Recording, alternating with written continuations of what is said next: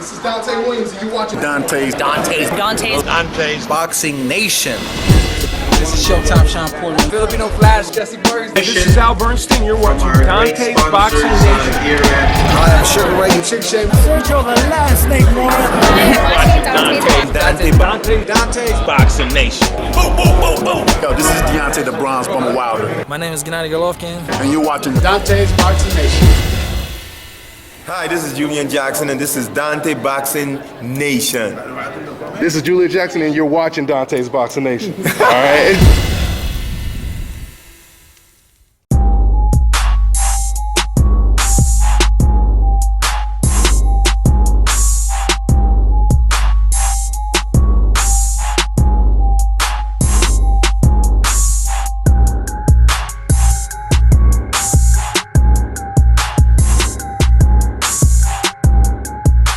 Dante's Boxing Nation, what's going on, guys?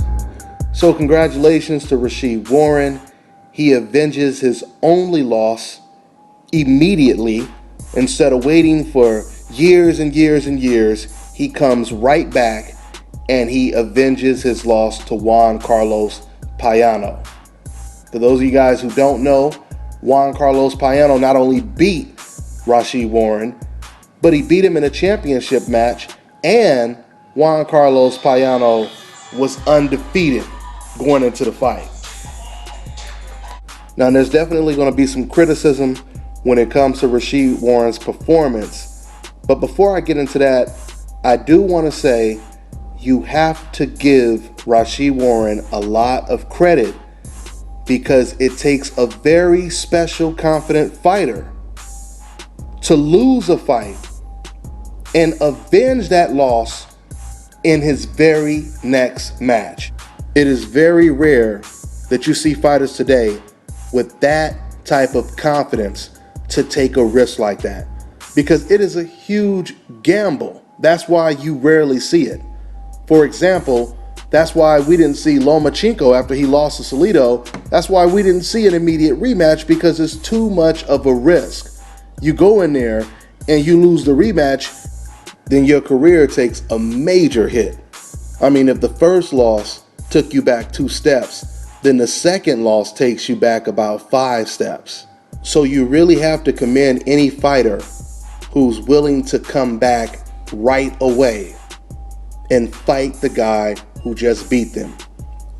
Another fighter that comes to mind when I think of that type of confidence to avenge a defeat right away is Sugar Ray Leonard. Sugar Ray Leonard, he did the same thing with Roberto Duran. A lot of fighters on the level of a Roberto Duran and a Sugar Ray Leonard, they would take a couple fights in between the rematch. And I can give you a whole bunch of examples of fighters that did it today.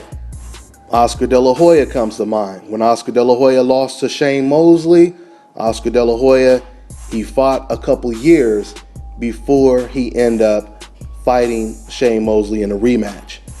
And in that situation, it was actually Shane Mosley, the winner, who actually wanted the rematch more than the guy who lost the fight. So Rasheed Warren, he avenges his only loss on his record, and now he is a champion. Let's get into how Rasheed Warren actually won this rematch against Payano. The first fight was a very ugly type of brawling type of fight. A lot of wrestling, a lot of fouls. And in that fight, Rasheed Warren, he basically fought in the trenches the entire night, throwing a lot of wild telegraph shots, and he was getting caught in return. It was a very close fight. Honestly, the fight, it could have went either way. But in today's rematch, you can definitely see some adjustments when it comes to Rasheed Warren. In the rematch, the first thing I noticed is Rasheed Warren, he was using his jab more, which was obviously setting up more opportunities for him to land his straight left. Rasheed Warren, he was actually using his defense. He was showing impeccable head movement, body movement, and great ring generalship. So he was really outboxing Payano for at least the first 8 rounds. But in the 9th round, there was a shift of momentum.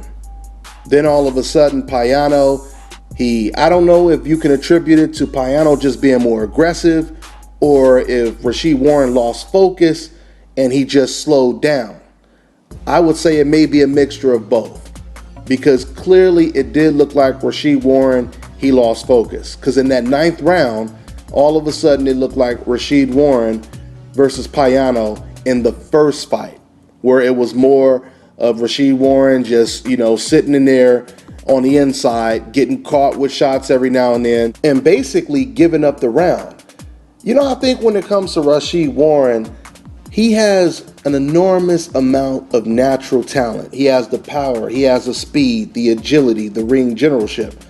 But sometimes I think Rasheed Warren gets a little too anxious and he doesn't set up his combinations. In the first fight, Rasheed Warren, he wasn't really using his jab that much, and he would lead a lot with big, huge left hooks, right hooks, power shots, right? But in the first 8 rounds of this fight, he was setting things up more. And that's why he was winning rounds. That's why he was a lot more effective. It's an interesting contrast to the Rasheed Warren that was actually fighting in the World Boxing Series.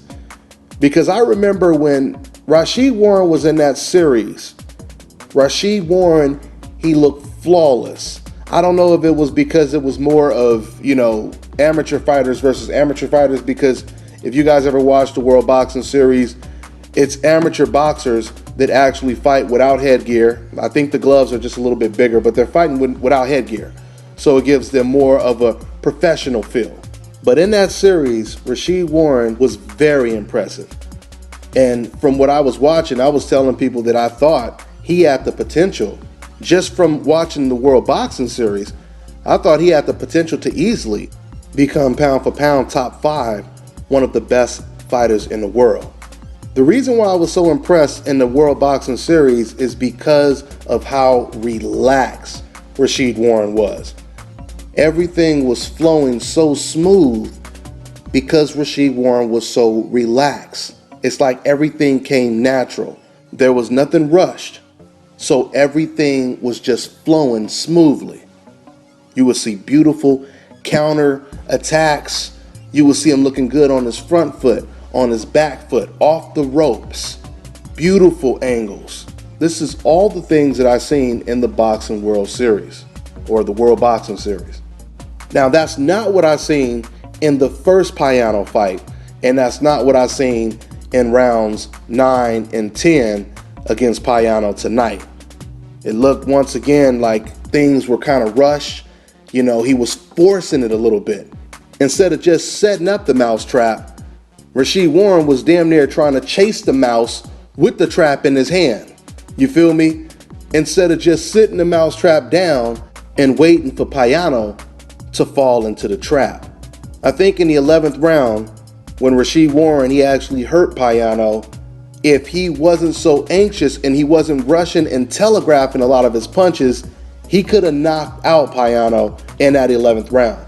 And it's so funny I'm saying this because right after I said that, the very next fight was my fighter of the year, my prospect of the year, 2015, Lubin. Well, I'm gonna do a video on him as well.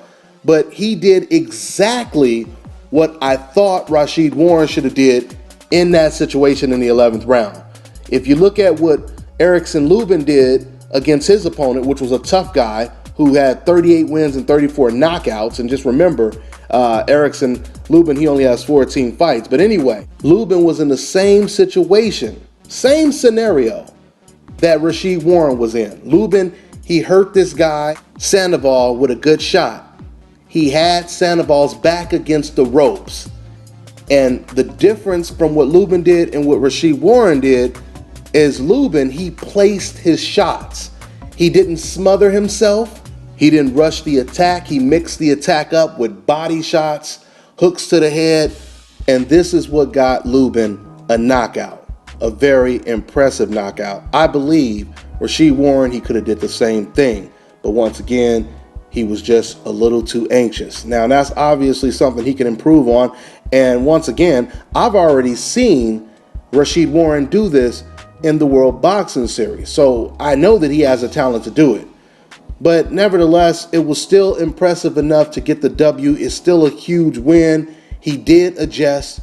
He definitely did way better than he did in the first fight. And once again, that first fight was so close it could have went either way. So it wasn't like Rasheed Warren just completely lost. But the bottom line is Rasheed Warren, he has a lot of natural talent. We already know he went to the Olympics 3 times, and now he's a world champion as a pro. So that's a big accomplishment. And, you know, I definitely see big things for Rasheed Warren. That is my only concern, though. He, once again, he gets a little too anxious. Another thing I don't really like is sometimes when Rasheed Warren is throwing those big hooks, he stands straight up with his chin kind of up in the air where he could get clipped by a better counterpuncher, you know, or a better inside fighter who has a serious ass hook on the inside. So I think those are things that Rasheed Warren should watch out for or try to work on improving. But overall, it was a good performance. And like I said, there is not too many fighters that have the type of confidence to take that type of gamble and go right back to the drawing board, get in the ring with an undefeated champion that just beat you when you have everything to lose and everything to gain. And that's what Rasheed Warren did tonight. So now let me talk about the man, Al Haymon. The PBC series is no damn joke. It is no damn joke. You know, it's real funny how a lot of the same fans that defend Canelo for fighting Amir Khan and Liam Smith possibly next, these are the same fans that said that Al Haymon, you know, he's a cancer to the sport. All he does is put on mismatches.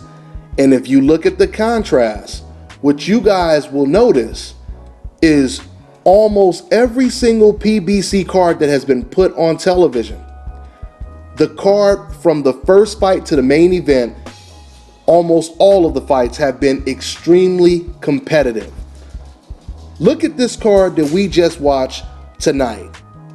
The card opened up with Rasheed Warren fighting in a rematch against a guy that he just lost to, an undefeated guy that he just lost to. That was the opening bout, right? Second bout was one of the most promising prospects in all of boxing, DBN's Prospect of the Year 2015, Erickson Lubin, 14-0 going into this fight. He's fighting against a guy who is 38-4 with 34 knockouts. Okay? An experienced, durable Mexican fighter. And this is who he's fighting before the main event. Then you have Fanfara in the main event. Next weekend, another PBC card. Arguably the most, or one of top three, top two, one of the biggest fights of the year, the most significant, next to Andre Ward versus Sergey Kovalev, Keith Thurman versus Sean Porter. Now, and if it wasn't for Abner Mares pulling out of that fight, they would have been fighting on that undercard. Abner Mares against Cuellar. Hopefully I said his name right. But anyway, Cuellar is one of the best prospects in the featherweight division. So you have Cuellar versus Mares in the opening bout. That was supposed to be the opening bout. Sean Porter versus Keith Thurman in the main event. This is how almost all of the PBC cards have been going. If you guys look up the majority of these PBC cards and then you look at the majority of other promotional company cards, you tell me who's putting on the most competitive bouts. Oh yeah, and by the way, Wilder versus Chris Arreola is on free TV. You have a heavyweight title bout that's going to be on free TV. When I think of a fight like Canelo Alvarez versus Liam Smith, wouldn't you guys at least say, you know what, Canelo Alvarez, he's looking for the safest opponent, but at least if it was on free TV, it would make it a little bit more worth watching. Wouldn't you guys say that? I mean, because we already know when it comes to Deontay Wilder, he was supposed to fight Alexander Povetkin. He was supposed to fight the one fighter that everyone said he was afraid of. So with that all being said, once again, man, congratulations to Al Heyman and the success of the PBC series, and congratulations to the new champion, Rasheed Warren. That's all I got for now, guys. I'm on to the next one. Hi, you're watching Dante's Boxing Nation.